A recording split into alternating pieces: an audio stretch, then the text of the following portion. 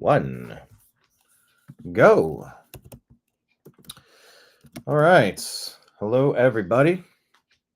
What's up? Oh, is it Darren? I think we have Darren. All right. This is man. We are on the same page there. Let me see if I can click on the live link and bring you in to the stream, Darren. For anybody who's out there listening, this is the Unhappy Hour. Okay, I have you on this screen.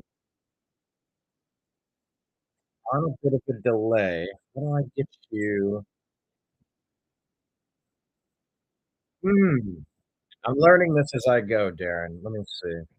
The delay is a little too confusing. So here, let me do it this way. We will get you in as loud as possible this way. All right, Darren.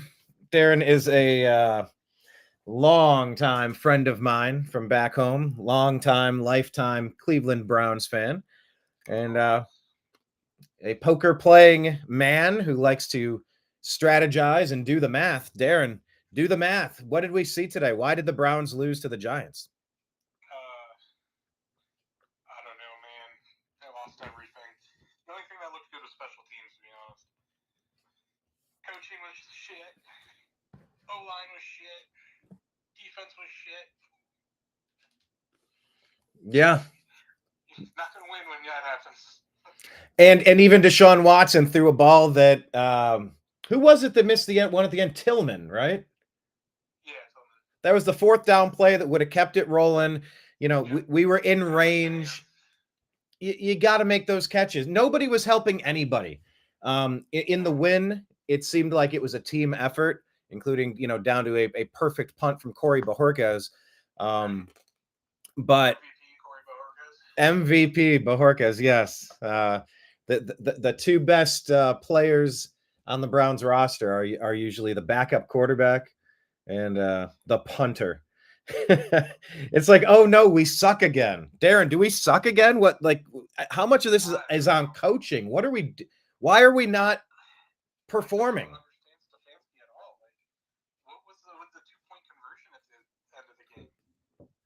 Yeah, they're convinced that it gives you a statistical advantage to go for the 2-point conversion. I went through this last year. I'm yelling at the TV. I forget what game it was.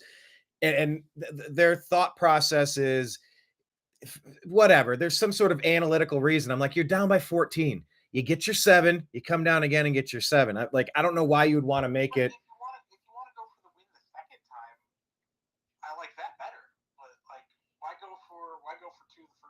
I think there's something analytically there. Like, why do you try to catch a card on the river? Like you're kind of figuring how many were already dealt. If you can count that, I was trying to do the math. I can't figure it out. Somebody somewhere said it makes sense. Yeah, the missed field goal sucked because Hopkins had been automatic up until that point. And look, we started off strong with special teams, getting a takeaway and then punching it in on one play. Like we thought, come on, like that was a pretty good start, wasn't it? The game started good. It was all downhill from there. It was downhill from there. What did you think of Watson in general? Like we said, started off 1-for-1 with a touchdown to Cooper. But there was a lot more game to be played. What do you make of him after 3 games into this third season? Hard to evaluate in this game because he was under fire every time he took a snap. Yeah. When the O-line is just letting people walk by, there's not really any way you can pin it on the quarterback there. Some of the throws he made looked really good. And how much of this do you put on the fact that we let Callahan walk so he could play with his son, and now our offensive line is maybe not as strong as it was last year? Yeah, I mean, we got a lot of injuries there too. I don't know, just a lot of draft picks not hitting. Jedrick Wills isn't looking that great. Oh man, no, he didn't. And someone rolled up on him again. I saw that replay. That's tough. You can call a player soft or something, but look, when someone rolls up on your ankle from behind, it's not pleasant. But I don't know, man. Like we said, injuries. Who got injured today? Wills and Teller, and there were 3, right? Yeah, was it Posich maybe. Yeah, I mean, we had 60% of our starters go down. We got DeWand over there. He was like a bit of a revolving door. We couldn't deal with the blitz. We had no way to deal with the blitz, Darren. Yeah, I mean, when you run a one-dimensional offense, they really gave up the running game early, and we're one-dimensional, so the defense just got to pin their ears back and come at the quarterback. I mean, who is even calling the plays? Do we know for certain? Is it Stefanski? Is it Dorsey? Yeah, it's Stefanski. Okay, we're 100% certain it's Stefanski, and Dorsey decided he wanted to come be offensive coordinator where he can't be offensive coordinator. Right. Okay. I'll do that job for a paycheck. If I must, sit in the box and do nothing. Don't twist my arm too much on that one. I mean, look, this isn't working, man. We can't, third game in a row, can't eclipse 200 yards passing, can hardly get in the end zone. It's not working. Yeah. What do we do? Like, are we close to having to empty the cupboards like Sashi Brown did and do a hard reset, just trying to keep Miles and Garrett or Ward and Chubb, maybe keep a couple people and just cycle through the whole roster? Like, how soon is too soon to realize like this isn't working? And start trading as many people as you can. Oh man, trade Garrett. I don't even want to think about that. But like, we don't look well prepared. We don't look organized. We don't look like we have a good strategy or that we're on the same page. Like, we don't look good on any area of analytical measurement. Like nothing we're doing is, I would say maybe special teams, though. We're probably very good on special teams, you would say, right? Maybe the best in the league. I mean, we've done some nice things on special teams. Yeah. But that's, a third of the game, and really that's 5%. It's not it's super important. Like, it's like when you have a plumber, Darren. If you do your job right, nobody really notices. But if you screw up, oh man. Yeah, you start missing field goals and getting punts blocked, then everybody's blaming special teams. Yeah. So we'll give some credit there. Did Deshaun Watson get any credit in your eyes today, showing a little bit of signs of life? So some good pocket evasion, a couple of touchdowns. I don't know. I think there were some good spots. Like, he was throwing some nice balls, but when you're under fire the entire game, how many times was he sacked? 8. That pass rush. I don't know why we couldn't figure out how to dump the ball off. I don't know. I think we might have lost Darren here. Thank you for calling in, Darren. If anyone else wants to join in, press the button to join in, and I'd love to hear from you. Yeah. Why couldn't we figure out who to dump the ball off to? That's my question. Where was Jerome Ford on, peeling off, ready to just, okay, it's a jailbreak blitz. They're sending the outside linebacker and the inside linebacker. Why couldn't we? Here, how do we bring him back on? There we go. Try to get Darren back in. Where were the outlet passes? You say, oh, that's David Njoku. David Njoku's the one that catches the little screen and rumbles, bumbles, stumbles for 25 yards. It's like, yeah, that's fine. But why did we trade a second-round pick to go get Elijah Moore if he can't be that guy too? Okay, why is Akins our number 2 tight end if he's not capable of doing what we want him to do in this offense? Kind of like what I said with Joe Flacco. The offense looked completely different. I felt like Mike Polk Jr. yelling at the Factory of Sadness. It's like they're playing a different sport. When Joe Flacco was under center, man, he was ripping it and we were going vertical. Yeah, there were some turnovers, but there were a lot of touchdowns. I mean, it was like a totally different game.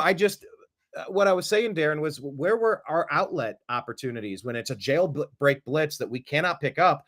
Why aren't we dumping that off to Ford, dumping that off to somebody, Elijah Moore, just on bubble screens, let him over pursue and burn him with it? Yeah. Say that one more again about chipping.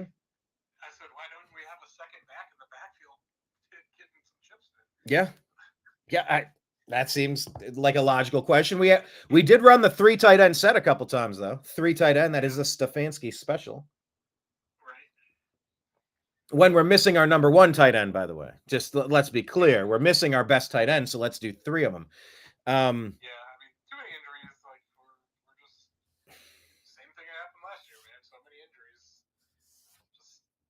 take the wind out of the team's sails early in the season. Yeah, it has. We were looking ahead on this schedule going, all right, well, we're going to beat the Giants. We're going to beat the Raiders. We're going to beat, who's the other team we got coming up? That's an easy win. Air quote, easy win. I don't know if any team's an easy win right now. No. Of course. It's just, as fans, we were kind of looking at the toughness of the schedule going, well, okay, if we can get through this front stretch, we could be 4-1. Like we could be in a really nice position. It's the Giants, the Raiders, the Commanders. And you're like, we could be 4-1. And we couldn't even take care of business at home. I felt like the opening game, Darren, the Browns owed us an apology. They came out so flat and unprepared. They should have all come out and apologized.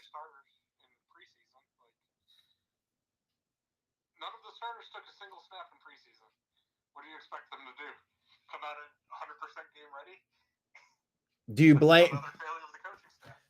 How much do you blame Stefanski? How much do you blame the NFL Players Union? How much do you blame the NFL? How much do you blame just our soft society in general? Other teams were starting their players, so I can't blame the player union or the NFL. They don't stop you from starting your players. That's a coaching decision 100%. Yeah.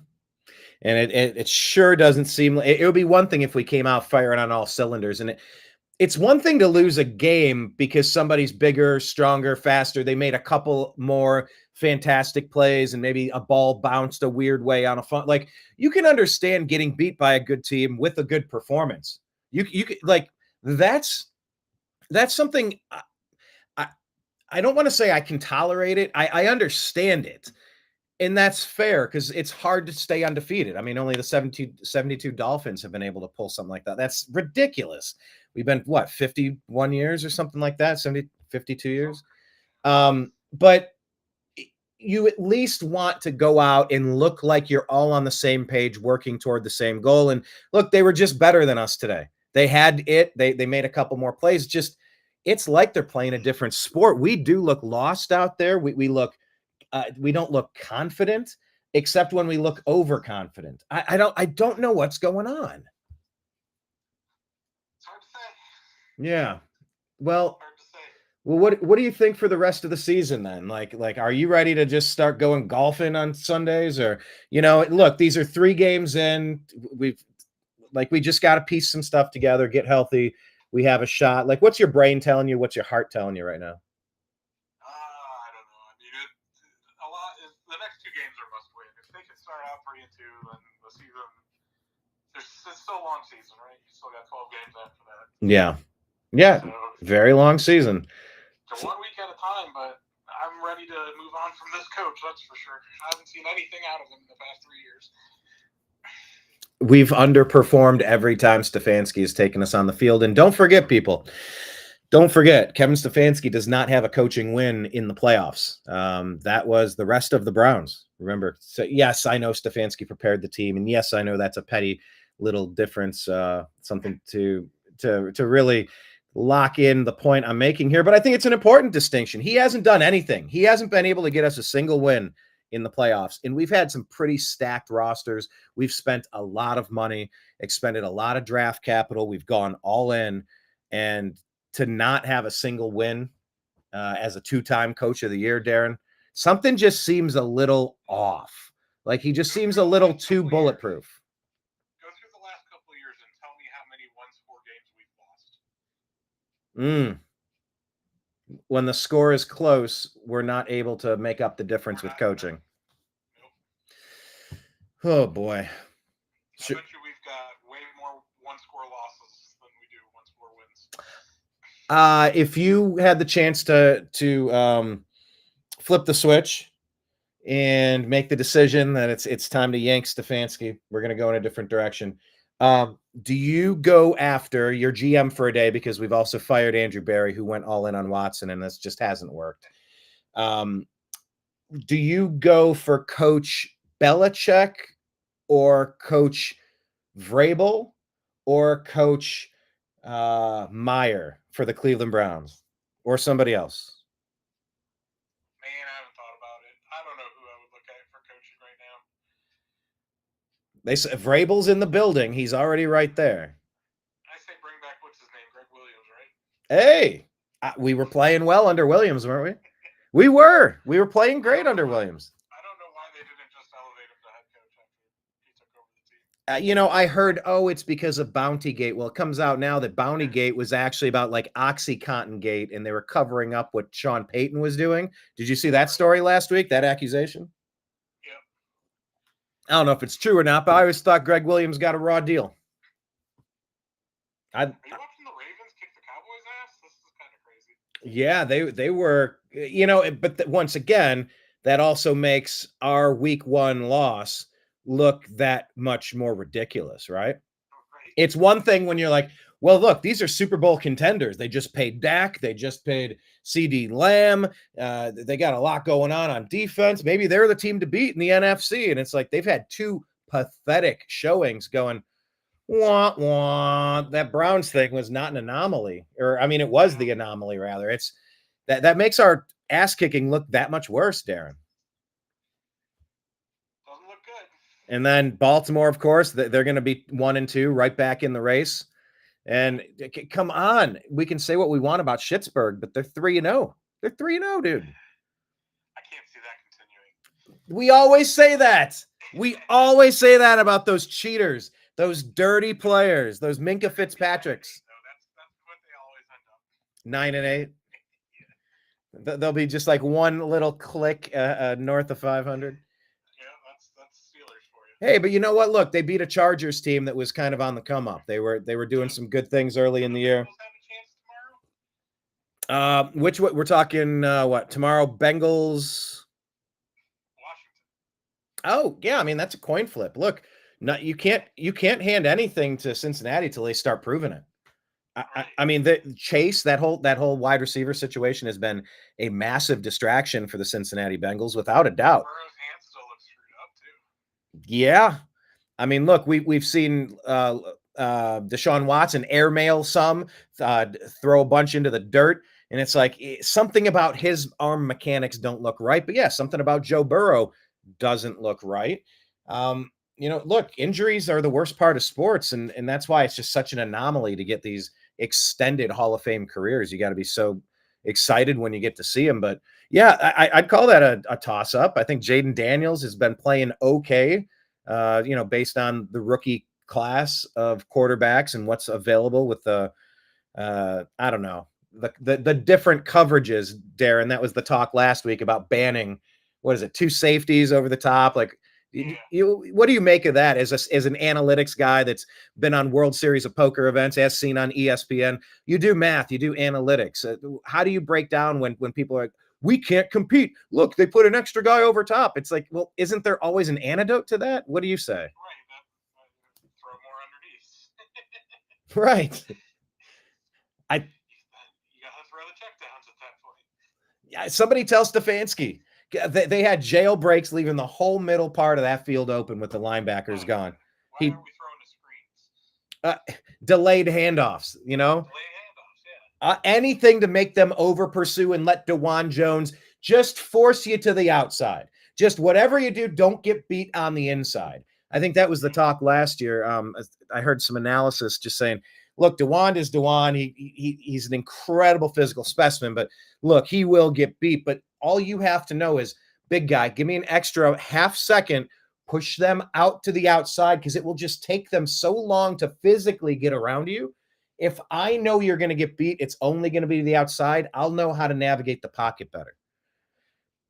I felt like DeJuan was kind of getting it inside, outside. He looked lost to me. Jed looked disinterested and lost, and then he looked injured. I don't know, man. I thought we soaked up a world's worth of karma last season with all the injuries, but dare I say it's happening again. I don't know. I don't know what to make of this, but yeah, tomorrow's game I think is a coin flip. But speaking of immortal quarterbacks that have Hall of Fame careers, did you watch the Jets game? Any thoughts on Aaron Rodgers? He looks good. And New England did not with Jacoby Brissett. No. He looks pretty terrible. No, I'm okay with shifting tides. across the NFL landscape. I don't like the same teams to be too dominant for too long, unless it's a Cleveland team, of course. Then we could be dominant forever. But I liked watching Houston only put up 7 points, and Sam Darnold, the 3-0 Vikings. It's just you just kind of never know in this game. Yeah, it is. It's a weird NFL season. For sure. it is. Now you're an analytics guy. Are you also a gambler guy? Do you also invest in your in that realm? Not a sports better. See, you've run the numbers, right? You know that the house always wins. Can't beat Vegas. You can't beat Vegas. No, see, there you go. You're smart enough to know avoid that nonsense. Yeah, I've never really wandered into it myself. I'm happier not letting it get too weird. I'm in 4 fantasy football leagues though, so I think Yeah, that that's all I do. yeah. Okay, so you're in some of those. How many leagues are you in? What am I in this year? 5, 3, 4, 5, 6 leagues. Yeah, I'm down to 4. I'm thinking about doing another dynasty league. I like dynasty leagues the best, I think.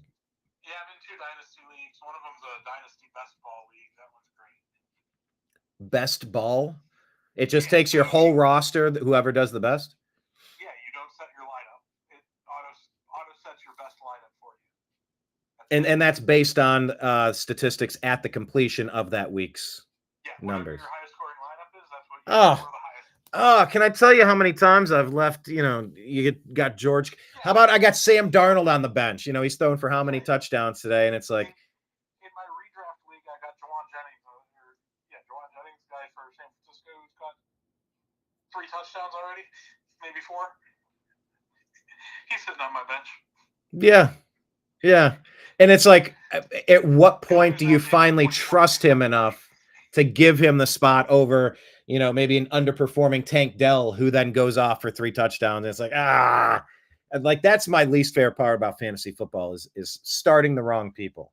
I like best ball. I would love a dynasty best ball. That sounds awesome. Do you run that through ESPN? Sleeper. It's what? Sleeper. Sleeper app? I've never even heard of it. Sleeper app. Great fantasy football app. Okay, Sleeper. Got it. It's got all the options. You can do multi-team trades. You can do draft pick trades. Multi-team trades. Best ball, yeah, like 3-way trades. That's great. Darren, maybe we should start a The Unhappy Hour Dynasty League 3 on the Sleeper app. Do a little best ball dynasty. Well, can we message each other outside of this conversation and continue that?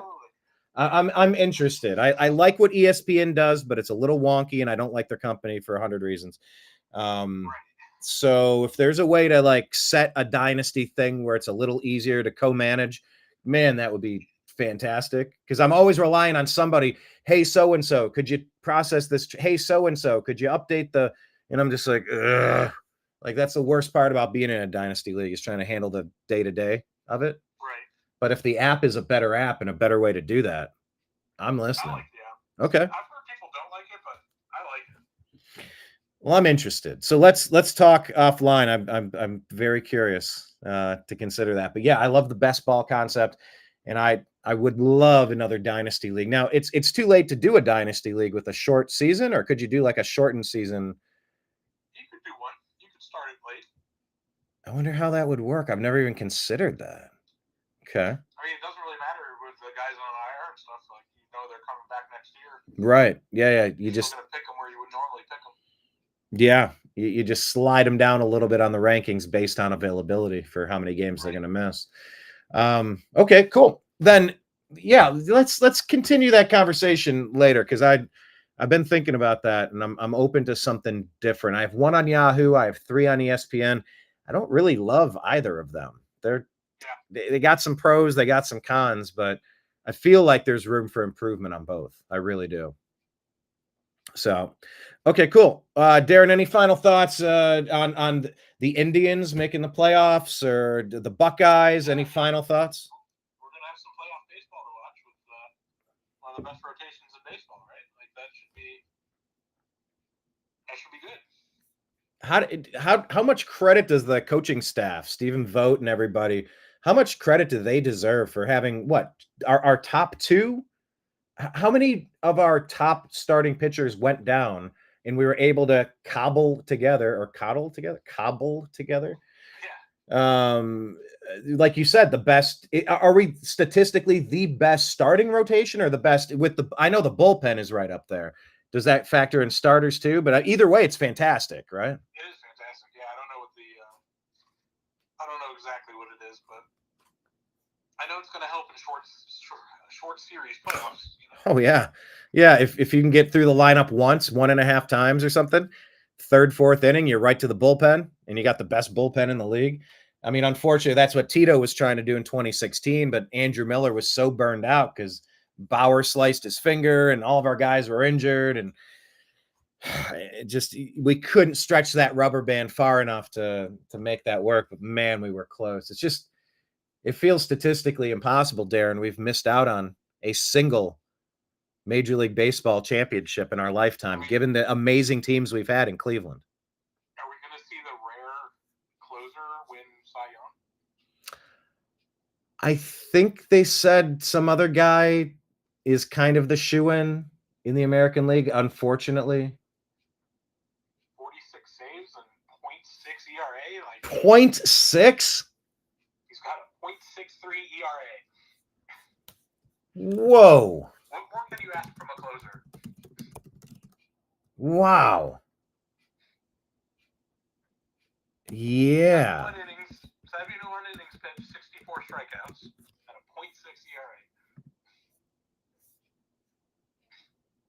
And a 0.6 win. Man. Yeah.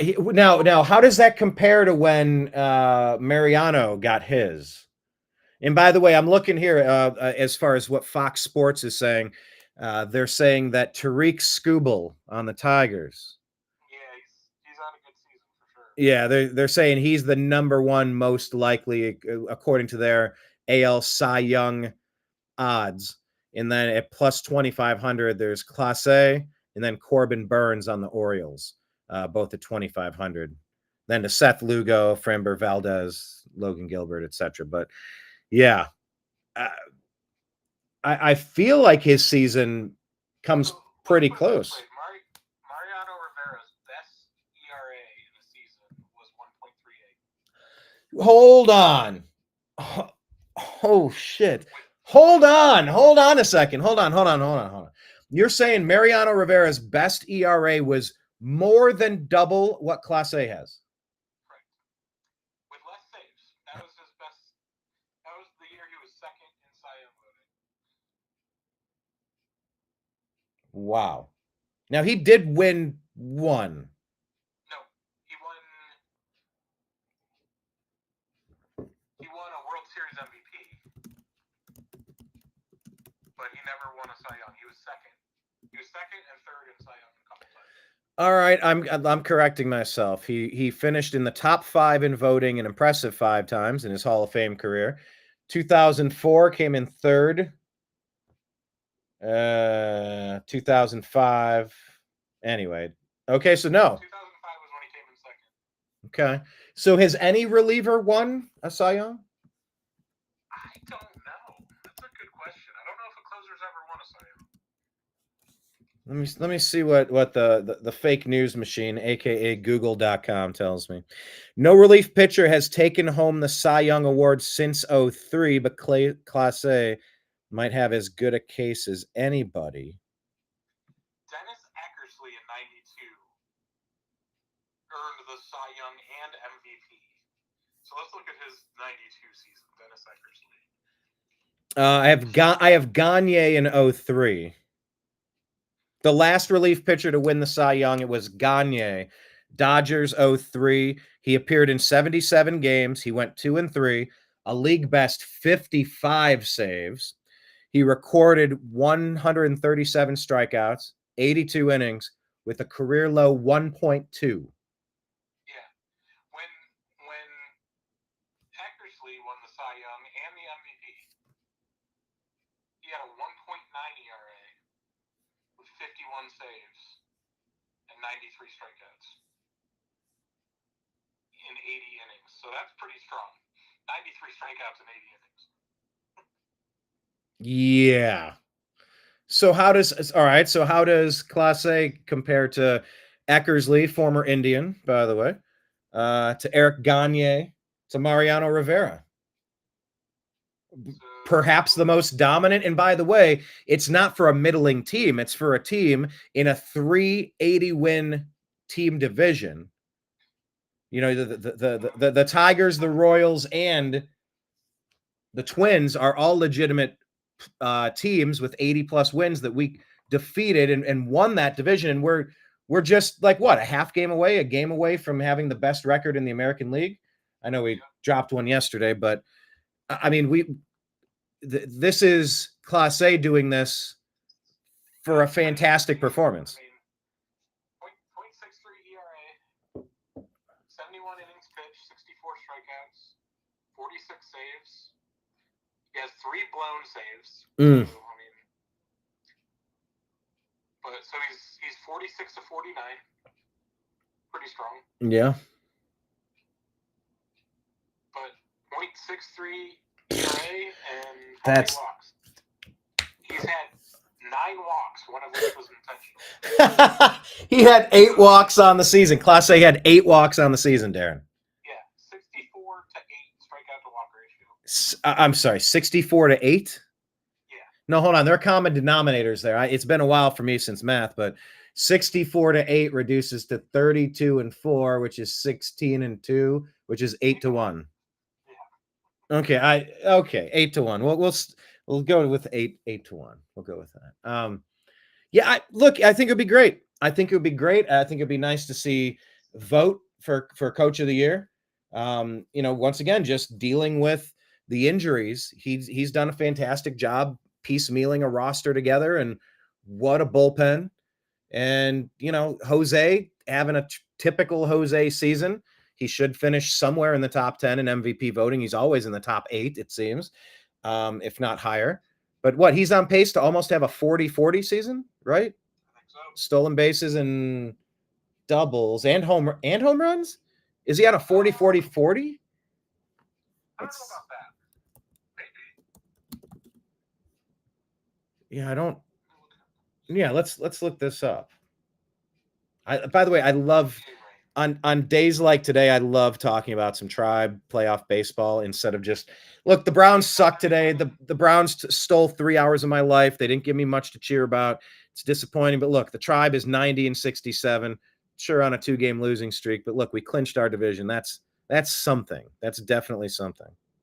37 homers, 36 doubles, but nobody's going to talk about 40-40 anymore when you've got some pitcher hitting 50-50s.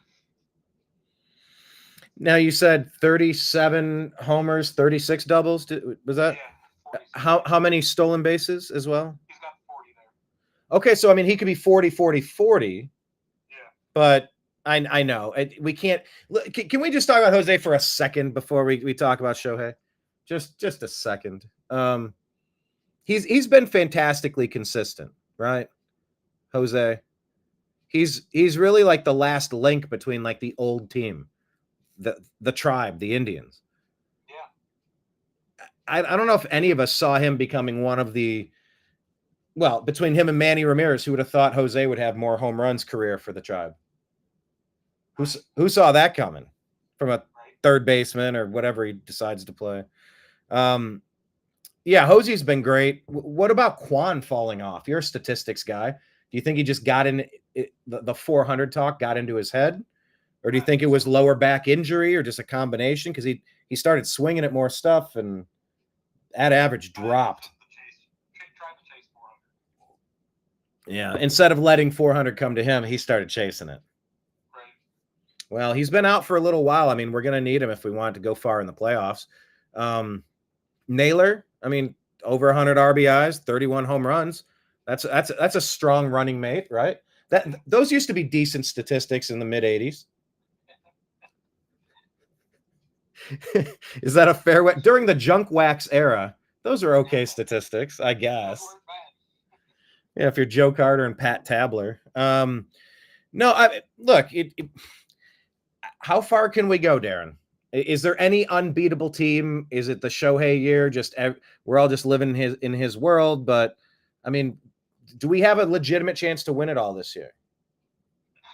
I think you have to give it a shot. playoffs. And Yeah. I think that's the best part of the team right now. So we just got to shut other teams down and manufacture a run or two. All right. Shut other teams down, manufacture a run or two. Yeah. We have a chance. And this time of year, that's all you're really hoping for.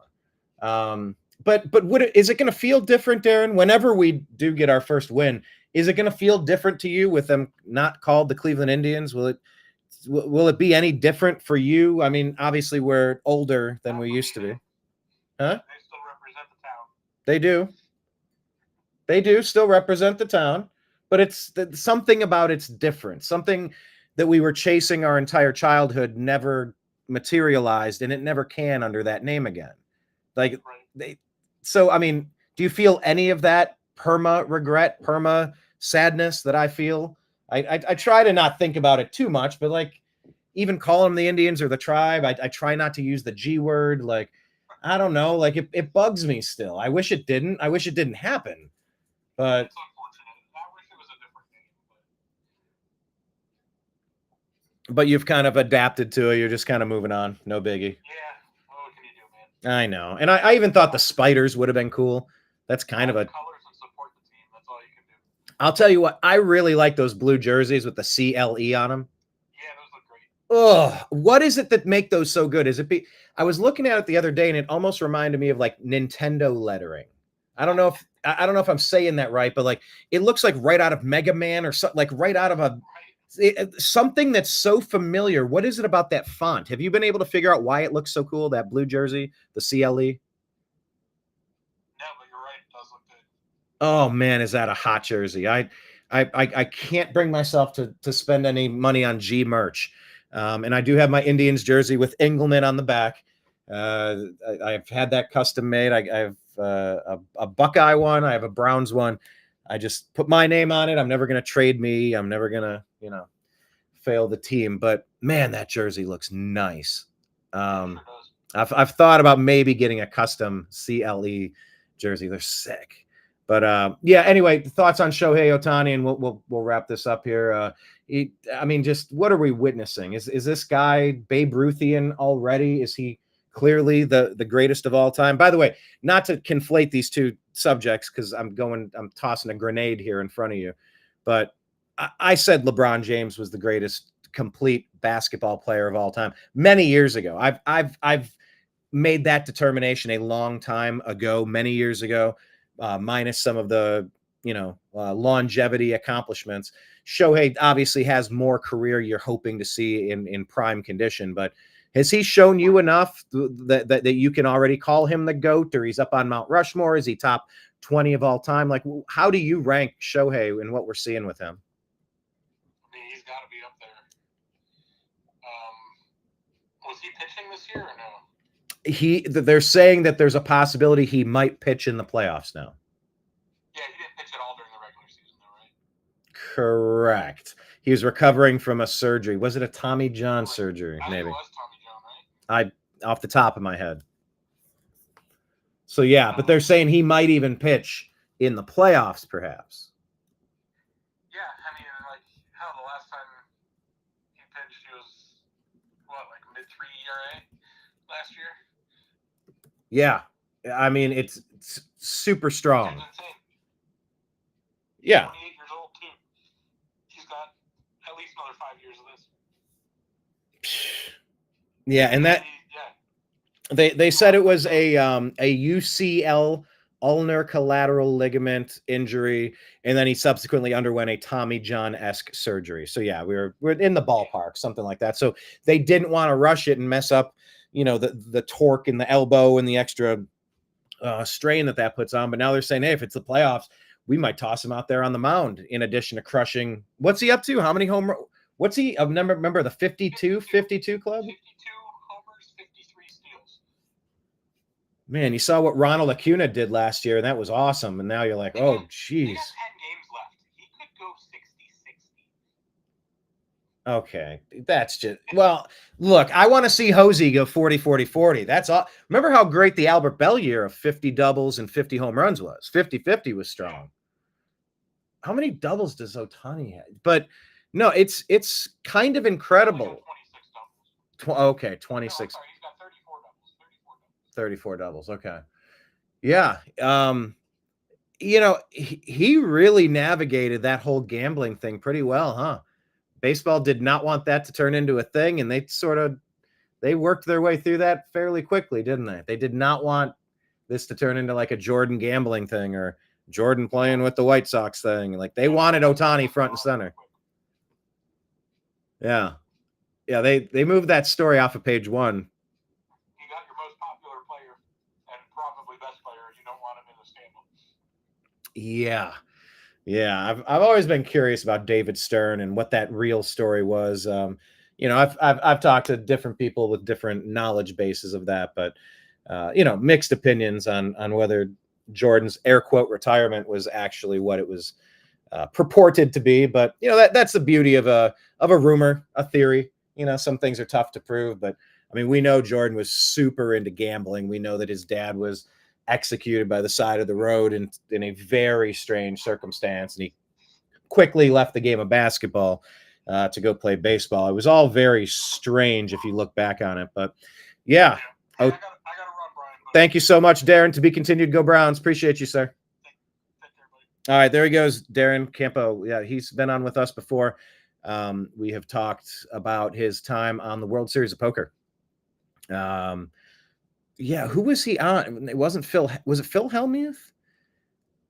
Negreanu? I'm trying to remember who Darren was on with, but I was going through the channels and I found Darren on ESPN. I was like, oh, that's great. Yeah, he's an analytics guy. So don't gamble. The house always wins. Yeah, Shohei's doing ridiculous stuff, but Jose is too. So, I mean, really just big congratulations to the Tribe winning the division. I know it's not the same when you back in. I think they lost 4-5 yesterday to the St. Louis Cardinals, but just getting that accomplishment. I mean, that's step number 1. You want to make the playoffs. Step number 2, you want to win your division. Step number 3, you'd love to get the best record locked up so you have home field advantage throughout the American League playoffs. And step 4, you want to win a World Series. Congrats, Stephen Vogt and everybody on that Tribe team. It takes a team effort. We do get wrapped up into individual achievements, and we also then put too much focus on, well, did the team win? Did the team win? You can be a fantastic player that does all the things right, and you're not the reason why you're not winning the games. Or you could be all about individual accomplishment and you're not really playing a smart team game. But in the game of baseball, it really does take an entire roster and a farm system to stay on top of things. And the Tribe have been putting together a consistently strong product. I know we've been very vocal about our displeasure with the Dolan ownership group that changed our name, and they're not known for going out and spending or retaining the big name players. You let Francisco Lindor walk. But look, you did sign Jose Ramirez. He did take a hometown discount, but he wanted to be here. How cool is that? Jose has just been a fantastic anchor for Cleveland sports, and I think we should enjoy him. Remember, that was what they said about Francisco Lindor. Enjoy him. Enjoy him.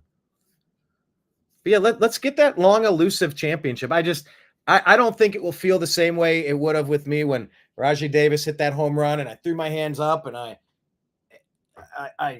let out a burst of pure euphoria.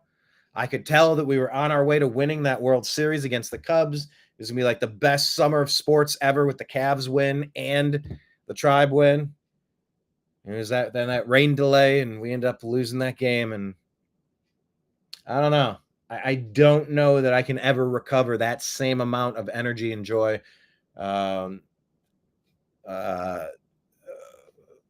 Focus, connection to the team. Yeah, even the Marlins in '97. That was just to get to Game 7 is brutal and not win it. To get to Game 7 and have to go to extra innings and not do it. I believe we're the only team that's ever happened to, and it's happened to us twice. I could be wrong, but I think last time I checked that. Actually, let me check that real quick. How many teams lost Game 7 in extra innings World Series?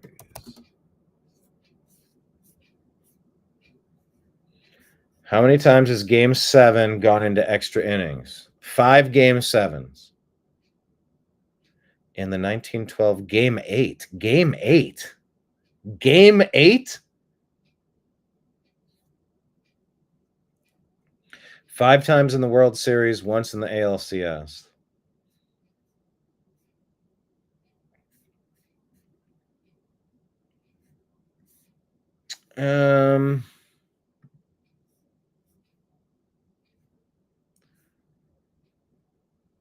Okay, so Cubs beat Cleveland 8-7 in 10 innings in 2016. Oh, that's brutal. Florida Marlins defeated Cleveland 3-2 in 11 innings in 1997.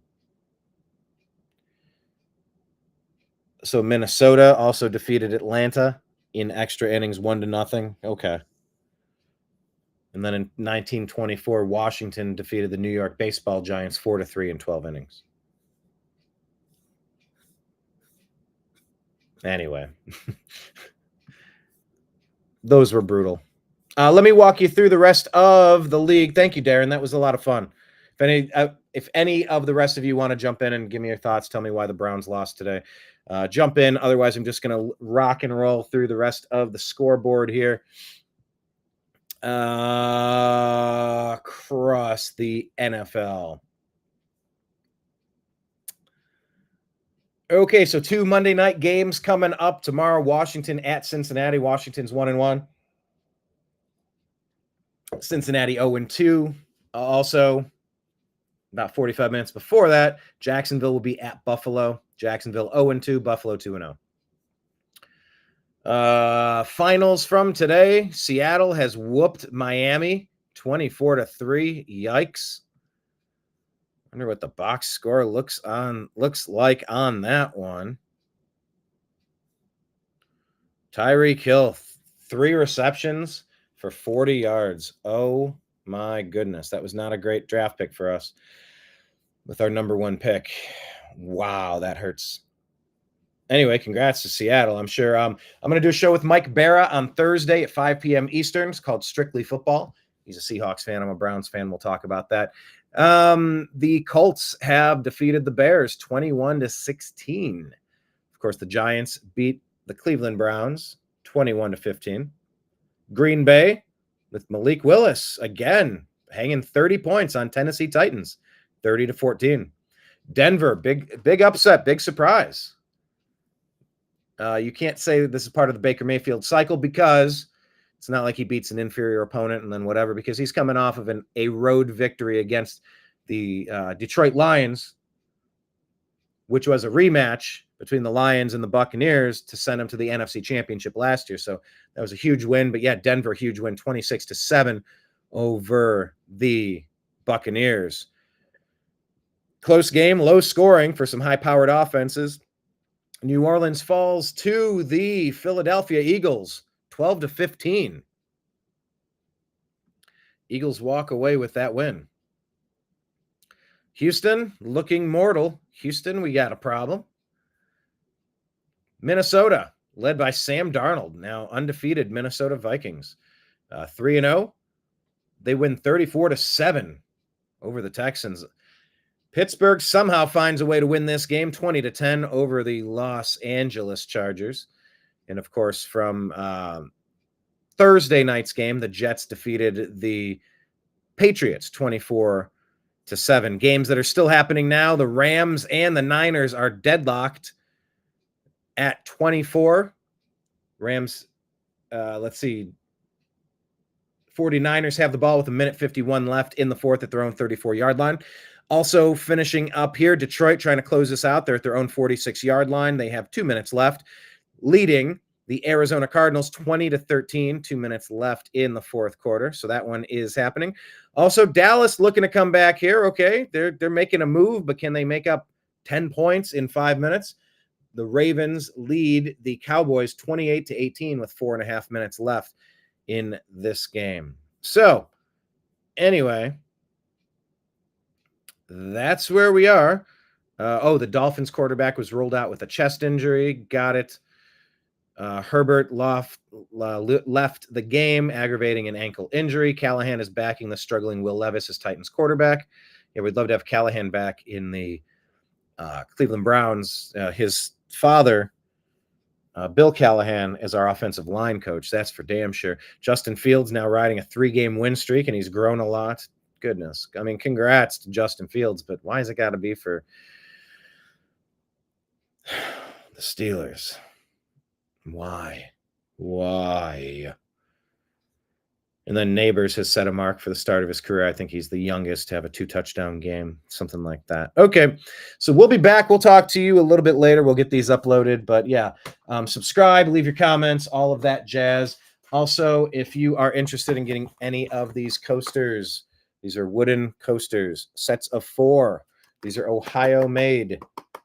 They are wood. They're like burned, etched, laser engraved with our logo, the Unhappy Hour Sports Show. Go on Venmo at Brian Engelman, BrianEngelman, and shoot me $30 as a gift. And then as a gift to say thank you, I will say, hey, let me send you one of these. And I'll send you one. Just tell me Ohio shape or circle shape. Or better yet, if you want one of each, and you could gift one, or you could put one in your man cave, you could put one in your bar, one in your living room, one in your dining room, one in your den, one in your study, one in your man cave, one in your she shed, one in the garage, one in the workshop. Shoot a $50 donation over through Venmo. Donation so they don't take the fees out. And then as a thank you for your donation to help the Unhappy Hour, $50, I'll send you both. Shipping included. These will arrive. $50 for both if you're interested. We also have limited edition pins. I don't have one here to show you, but there's only 100 of these specific model that will ever be made. And I think we've gone through 15 of them, 18 of them. So we want to make those collectible, and we'd love you to. I think those are, I don't remember how much those are. I don't remember how much those are. $30, $25. Anyway, they say the Unhappy Hour. And if you like the show, if you like the group, if you like the program, if you like talking about sports, we'd like you to have some merch, and we'd like to recover some of the cost of all of the thousands of man hours that have gone into this endeavor of love for you in this community, this environment. Remember, we keep the group private even because we want the right people to feel open and have good conversations. So support the group. Appreciate you. The Browns looked awful today. A lot of injuries, but suck it up, Buttercup. The NFL is a tough league. How are you going to bounce back? Everybody has a lot to prove. There's very few players that can say, look, I crushed it out there today. That loss is not on me. I think there's a lot of people that could look in the mirror and say, I cannot grade myself an A+ performance out there today. I need to get better so that I can help this team win. And if you have a whole team that can do that, we might be onto something, but not how I wanted to start this season. But look, 3 games in, like Darren said, we could get 2 wins. We could get 1 win and be 2-2 again. 1 more win, 3-2, 5 games. Like that's, right in the thick of things, right in the mix. So, all right, we'll talk to you again soon. Go Tribe, go Buckeyes. Buckeyes, did what they were supposed to do, taking care of Marshall. Not much to say other than it looks like they have some real nice talent. We got a couple tough games on the schedule. That's where we're gonna have to prove it. Oregon, that team up north, Penn State, and hopefully making the playoffs. And go from there. So, all right, I'm gonna go for now. Thanks for joining me today. We'll talk to you later. Take care.